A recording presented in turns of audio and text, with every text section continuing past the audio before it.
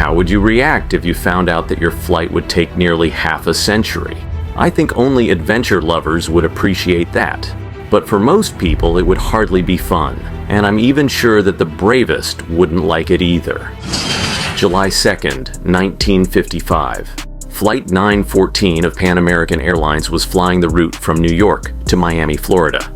It was a beautiful sunny day, with 57 passengers on board eagerly waiting to see the inviting beaches and palm trees of Florida. The plane took off without any problems, but after 3 hours, when it was supposed to land at its destination, contact with it was lost. The controllers in Miami did not see any aircraft near them on their radars. No distress signals were sent. After contacting their colleagues in New York, they received an unexpected response. Flight 914 disappeared from the radar. Everything indicated that the plane was lost. The aircraft vanished into thin air, and communication with the pilots could not be restored. An immediate investigation began. The plane's route partially crossed over the Atlantic Ocean, so the only logical explanation was a crash. Rescuers promptly notified the Coast Guard, which started a search, but all efforts were in vain. No parts of the missing aircraft were found. Everyone was left shrugging in bewilderment. 61 people, including crew members, simply disappeared along with the huge airplane. The case was never solved, but the authorities officially stated that the plane had crashed and no one on board survived. Despite numerous and well-founded questions from grieving relatives, no one could explain what really happened to Flight 914. This went on for 37 years. Now, on September 9th, 1992, we moved to Caracas, Venezuela. It's a normal day for Juan de la Carta, a dispatcher at Caracas airport. He arrived at work, made himself a coffee, sat down, and began monitoring the sky's situation. Then he made some standard comments for the current broadcasts. Suddenly something strange happened.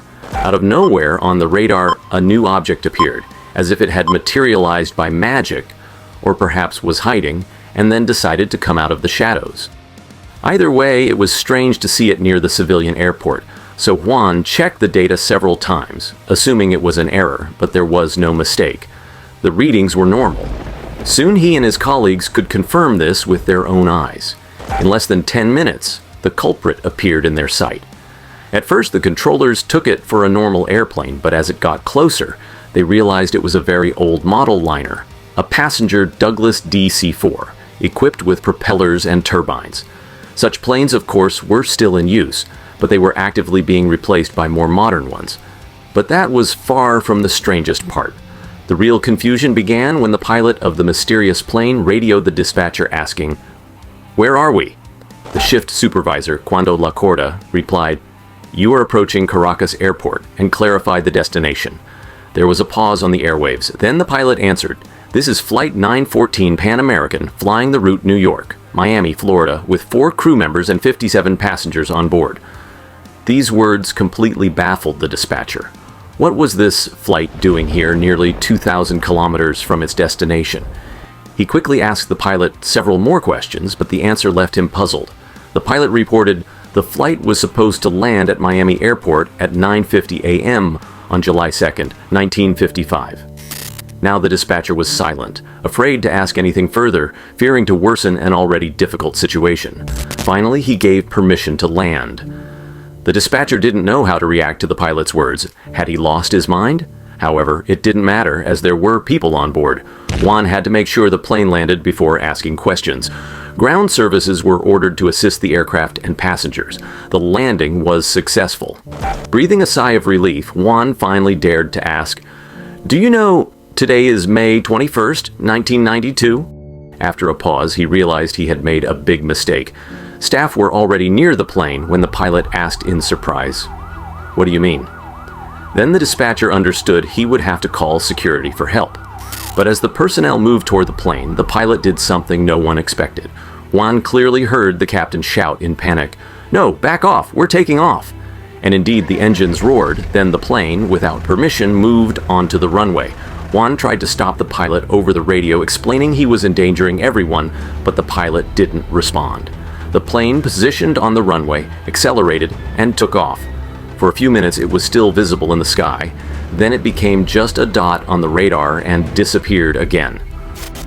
Words cannot describe the state that Juan de la Carta and his colleagues were in at the control tower.